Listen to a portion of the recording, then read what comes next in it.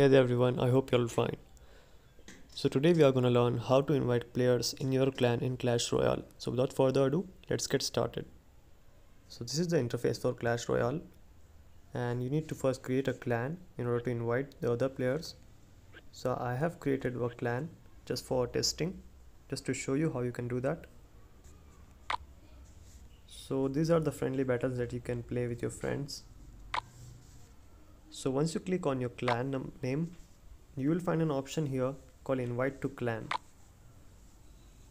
So you can click on that, and then it will give you a link which you can share it via many other social media platforms like WhatsApp, Discord, or you can just email it if you want.